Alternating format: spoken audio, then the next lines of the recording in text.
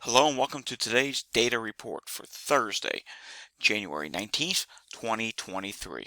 Starting off today with some news on long COVID. More than 50% of Canadians infected by COVID-19 suffer from long COVID symptoms. This is in Canada, and it says here, feelings of fatigue and dizziness. A recent study reveals that more than half of Canadians who contracted COVID-19 also suffer from long COVID symptoms. So what this is saying is basically people who had coronavirus have symptoms that are lingering beyond. So most people do recover within we'll say a 2 to 3 week period. I know there's the 5 day period out there, but most people, it takes multiple weeks to recover. For some people, and this is 50% of the cases in Canada, it's lasting longer, with the most common being fatigue and dizziness. We have more news on long COVID. There's a study out now saying 65 million people around the world may have long COVID. Here's my reaction to that. We know that's an undercount. A lot of people that have long COVID don't even know it. May have people that tested positive on an at-home test, and they never got a follow-up PCR, and now they're having new problems well beyond the time of that they had coronavirus. That can be long COVID. We have underprivileged countries that don't have testing, where people get coronavirus, and some of them have lingering symptoms, and that doesn't get counted towards the long COVID count.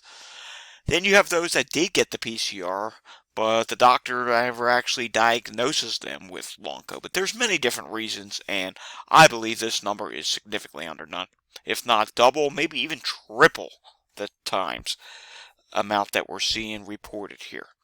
All right, speaking of long COVID, I did a poll question yesterday on Twitter, and it's still ongoing, but we got a good number of votes left with only 6 hours remaining. And the question was, do you currently know someone who has long COVID? If it is yourself, that counts as a yes. 72% of people put yes, 28% say no. So a good majority of the people that took this poll, again, 379 votes for this one, much less than the question we did yesterday, which had 1,800 votes. But the majority of people said yes. And in some of the comments says, if the definition is lingering symptoms after 3+ month infection, then unfortunately, yes, I know a few. One of them has long COVID, but is still an avid anti-vaxxer. Unfortunately, you still have that. And then here you go. Someone says, at least 3 that will admit it anyway. That is a problem. Not everyone's willing to admit they have long COVID. We see these people that have the sudden departures of their big careers and whatnot. We see it with broadcasters. We see it with university people.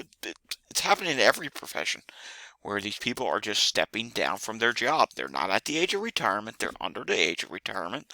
They're stepping down because of a medical reason, and more times than not, it ends up being long COVID. All right, taking a look at today's community transmission map. Currently, there is 71.42% of all counties in this country are at high transmission. Substantial makes up 14.68% of the counties. Moderate makes up 8.72%, and low makes up 5.18%. There were no COVID positives to report today, at least so far. It's 4 o'clock in the afternoon. Maybe someone will announce they tested positive later on, but as of yet, no high-profile names or celebrities or sports figures or anyone has reported positive, at least not that I have found. I haven't found any yet. All right, taking a look at today's variant proportions. XBB remains dominant at 43%. BQ 1.1 is at 28.8%. Then BQ 0.1 at 15.9%. Then followed by XBB at 3.9%. And then a whole bunch of other ones at a smaller percentage.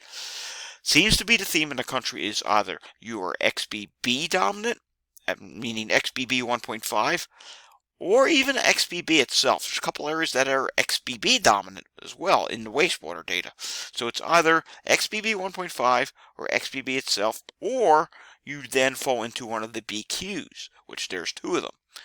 And there's many different areas which have dominance of XBB 1.5, and then you'll go to another area where it's BQ 1.1 that's taken over. I don't know which one's going to win out at this point. It is just pretty much a mystery.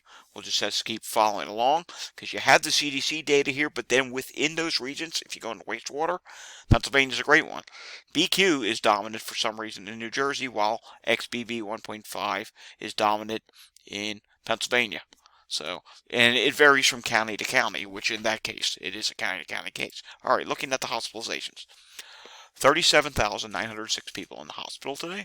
Hospital capacity, we're using 78.86% of all beds. That is relatively high. It is concerning. It's not 80%, which is a good thing, but hey, 78% is high. I think normal for this time of year pre-pandemic would be around 70 to maybe 72%. Not 100% sure. If someone does know, put in the comments down below. Taking a look at New York State today, 4,881 people tested positive in the last 24 hours, 7.6% positivity today, which is again higher than the 7-day average, which has now pushed the 7-day average back up to 7%. And I think it's safe to say, at least for cases, it seems New York State it's not really dropping, but it's not rising a whole lot. And if anything, if there was to be a trend, it may be a slight rise. Hospitalizations, they're continuing back down. Let's zoom this in. New York State hospitalizations after a rise yesterday is back down to its lowest level yet. 3,369 with 379 people in the ICUs. The ICUs did drop ever so slightly today, and this is the lowest hospitalization number of the year so far in New York State. All right, taking a look at Walgreens data. Right off the bat, you see there's some more red here. There's a reason for that. There's a pretty significant decrease in the number of people getting tested. Current week's positivity is 34.4%. That is down 2.1% from 36.6% last week. However, should testing continue to drop, positivity is eventually going to rise. And as you can see here, there's several states with positivity rising, especially in Alaska right now, 6.7% increase.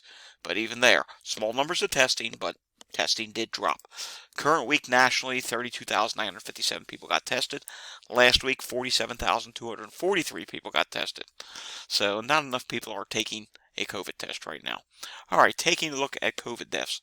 So far this year, if we go back to January 1st, we were at 1,093,000 deaths. We're now all the way up to 1,101,000 deaths. So yeah, we're quickly approaching the 10,000 mark, and probably will do that with today's update, which will come in later on. January 17th, 629 deaths. January 18th, 1,098 deaths, and that does depend on who you use. If you go by B&O's number on Twitter, they said there was, I believe, 1,600, somewhere between 1,600 and 1,800 deaths yesterday, and I expect here on Mordiva, there'll probably be another dropping of over 1,000 deaths today. So yeah, that's not good. That's relatively concerning that they're still high, but we are still coming off of the winter wave, and I think they're going to remain elevated like this for a couple more weeks before we drop back below 3,000 deaths a week. This week is definitely going to be over 3,000 deaths, in my opinion. All right, taking a look at the flu real quickly. Flu activity, the highest level that we're seeing is down in New Mexico, still high out in California, and high up in Maine, but the rest of the country, flu has peaked and is dropping. It was an early flu season this year. We'll have to see if there'll be a second wave of flu in spring. Sometimes there is, if you look at past history. You get a little bump. Nothing like what's happened in the wintertime, but we may see a second rising briefly in the spring, which incidentally will be around when the spring COVID wave is going to come. All right, here's something else I wanted to look at real quickly in terms of COVID deaths. Japan continues to go up with deaths. In fact, they're about to pass the Philippines. They had 451 new deaths on their latest update. They're at 64,220 deaths. Philippines are at 65,654. They will pass that, taking them into 21st place. Then comes Romania. I think they're going to catch up with Romania and pass Romania as well. Then you come to Turkey, and Turkey's at 101,000 deaths. It's going to be a while before they get to that, but down the line, it's something to consider. And remember, Japan is pretty good on high-quality masking as well, so this is relatively concerning. Japan also had another 96,392 cases today, so that is a lot of cases. Alright, thanks for watching this video with our news update. We'll do another one of these tomorrow if there's enough data, and definitely, if not tomorrow, on Friday. Stay safe, everyone, and remember to hit the like and subscribe button down below. Take care.